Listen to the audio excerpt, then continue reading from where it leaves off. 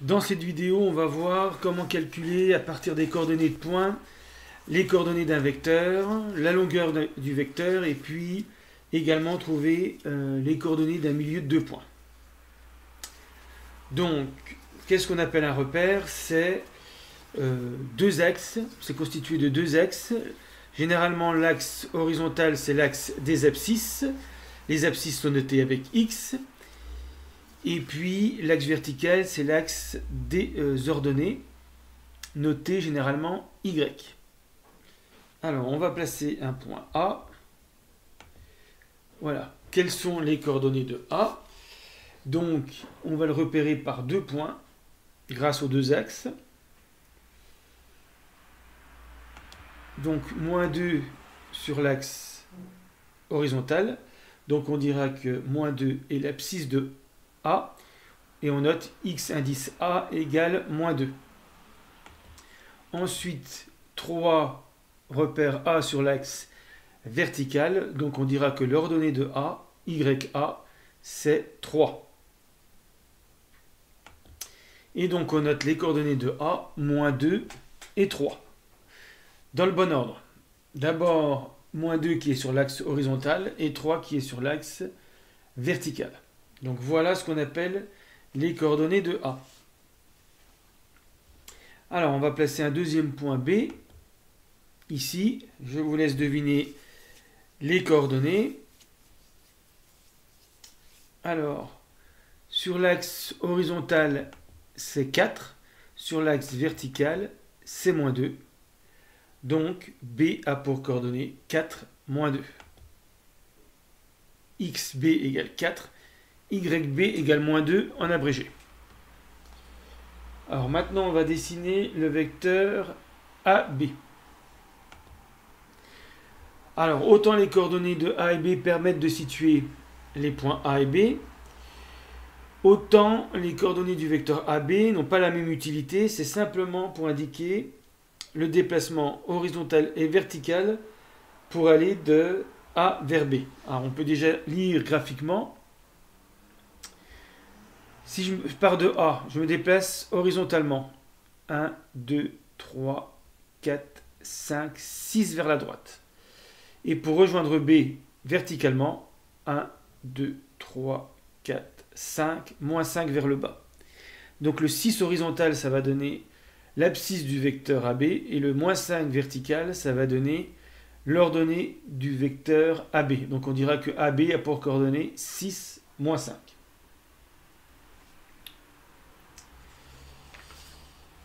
Alors, si je veux visualiser exactement où se situe, quelles sont les coordonnées de AB, il suffit de déplacer le vecteur, de placer A à l'origine du repère. Donc, je déplace mon vecteur AB. Et donc là, le point B, maintenant, a pour coordonnées 6 et moins 5. Et donc, pour aller de A vers B, je vois plus facilement que je me déplace de 6 vers la droite, donc plus 6, et de 5 vers le bas. Donc maintenant, les coordonnées de B me donnent les coordonnées du vecteur AB. Il suffit de placer l'origine du vecteur sur l'origine du repère.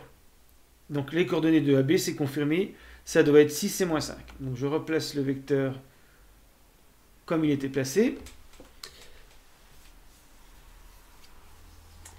Alors, généralement, on note XA égale moins 2, et puis XB égale 4. Et pour trouver justement le déplacement horizontal, on fait le calcul XB moins XA, donc 4 moins moins 2, et on trouve 6 qui est le déplacement horizontal. On fait la même chose pour le déplacement vertical, donc YB c'est moins 2, YA c'est le deuxième nombre, c'est 3. C'est en fait, si on veut l'étage de A et de B, A est à l'étage 3, B est à l'étage moins 2. Pour descendre de A vers B, on fait moins 2, moins 3, qui fait moins 5. Dans cet ordre-là, c'est toujours YB moins YA, la flèche moins l'origine. Et moins 2, moins 3 donne moins 5, donne bien le déplacement vertical. Alors, on va illustrer ça par des flèches. En orange, le déplacement horizontal. Voilà, ici, je passe de moins 2 à 4. Il y a bien 6 de déplacement vers la droite. Et pour trouver par le calcul, il faut faire la flèche 4, moins 2, 6. Et on obtient le déplacement horizontal. Pour le déplacement vertical, on va faire une flèche violette. Voilà. On part de 3 jusqu'à moins 2. Et donc le calcul, c'est de faire moins 2, YB, moins 3, moins YA, moins 2, moins 3 égale moins 5. Et c'est comme ça qu'on trouve par le calcul qu'on a descendu verticalement de 5. Et donc, les coordonnées de AB, on dira que ce sont 6 et moins 5. Donc on peut le faire par le calcul ou par le graphique. Alors, vous allez faire de même, essayer de trouver les coordonnées de deux points C et D et du vecteur CD. Donc je place un point C ici, vous essayez de trouver les coordonnées de C dans le bon ordre. Ensuite, je place un point D, vous trouvez les coordonnées de D.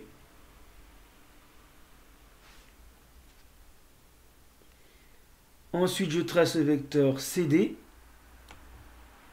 Vous essayez de trouver les coordonnées de CD graphiquement. Alors, pour CD, on part de C, je place le point intermédiaire ici. Je place la flèche, donc je vais partir de C vers D. Je dois avoir un déplacement horizontal et un déplacement vertical. Le déplacement horizontal est sur la gauche, donc c'est moins 4. Le déplacement vertical est vers le haut, donc c'est plus 3. Donc les coordonnées de CD, apparemment, c'est moins 4 plus 3. Voilà. Alors j'ai oublié de dire, pour les deux axes, si on se déplace sur la droite horizontalement, c'est plus, vers la gauche, c'est moins, et pour l'axe vertical, si on se déplace vers le haut, c'est plus, vers le bas, c'est moins. Donc là, pour aller de C vers D, 4 sur la gauche, moins 4, 3 vers le haut, plus 3. Ça devrait être les coordonnées du vecteur CD. Pour les coordonnées des points, donc C, moins 2 ici, moins 4, moins 2, moins 4, XC égale moins 2, YC égale moins 4. Pour le point D, moins 6, moins 1, XD égale moins 6, YD égale moins 1. Si on fait le même calcul que pour A et B, on fait XD moins XC pour avoir le déplacement horizontal. Donc on part du deuxième point D, moins 6, moins 2. Ça fait moins 6 plus 2, ça fait bien moins 4. Et on retrouve le déplacement horizontal. Maintenant, on prend les deuxièmes coordonnées, pour avoir, ce sont les Y, qui donnent en fait les ordonnées. Alors, normalement, on fait moins 1, moins 4. Voilà, moins 1, moins 4, ça fait 3. Et on retrouve le déplacement vertical. Et donc, les coordonnées de CD, c'est confirmé, c'est moins 4 et 3. Alors maintenant, on va revoir toutes ces formules et y rajouter la longueur du vecteur et le milieu de deux points. Donc voici le dessin représentant deux points A et B de milieu K. Donc d'après ce qu'on vient de voir, donc là A pour coordonnées XA, YA, B a pour coordonnées XB, YB. Donc A, XA, YA, on les note souvent comme ça quand on ne les connaît pas. B, XB, YB, on met plutôt des points-virgules. Alors, on vient de voir les coordonnées du vecteur AB. On se déplace de A vers B. Alors, horizontalement, c'est XB moins XA, qu'on retrouve ici. Et verticalement, c'est YB moins YA. Et donc, les coordonnées de AB, parfois on les note verticalement. XB moins XA, YB moins YA. Ou bien xb moins xa, point virgule, yb moins ya. C'est deux notations tout à fait correctes pour les coordonnées d'un vecteur. Alors, si en plus le repère qui est ici en jaune est orthonormé, c'est-à-dire les axes sont perpendiculaires et les unités sont les mêmes sur les deux axes, ce qui est généralement le cas quand on veut calculer des distances, ce qui est toujours le cas quand on veut calculer des distances, ça veut dire que le triangle ici est rectangle. Alors je vais appeler C. Donc ACB, ce triangle est rectangle en C. Et donc je peux appliquer Pythagore. AB au carré égale AC au carré plus BC au carré. Donc AB au carré égale... Alors AC c'est la distance XB moins XA, même si c'est négatif, c'est pas grave puisqu'on prend le carré, plus BC, la longueur c'est au carré, c'est YB moins YA au carré. Et donc pour avoir la distance AB, donc la distance AB c'est aussi la longueur du vecteur AB. Alors quand on dit longueur du vecteur AB, on peut noter comme ça. Ça veut dire la norme ou la longueur du vecteur AB. Mais c'est pareil que la distance AB. Alors une distance, quand on veut noter une distance, il n'y a pas de notation. Donc comme ce sont des longueurs, le résultat est un nombre positif. Et donc pour retirer le carré ici, je suis obligé de prendre la racine carrée de xb moins xa au carré plus yb moins ya au carré. Donc voilà comment on calcule la longueur entre deux points dans un repère orthonormé. Donc si on connaît les coordonnées de A et B, il suffit d'appliquer la formule. Et puis pour les coordonnées de K milieu de AB, on s'aperçoit que XK est au milieu de XAXB, YA est au milieu de YAYB, et donc en fait XK c'est la moyenne de XAXB, YA c'est la moyenne de YAYB. Et donc on a la formule XK égale XA plus XB sur 2, YK égale YA plus YB sur 2. Voilà, on fait la moyenne des coordonnées de A et B pour trouver les coordonnées du milieu. C'est pour ça souvent qu'on dit aussi que K est le point moyen de A et B.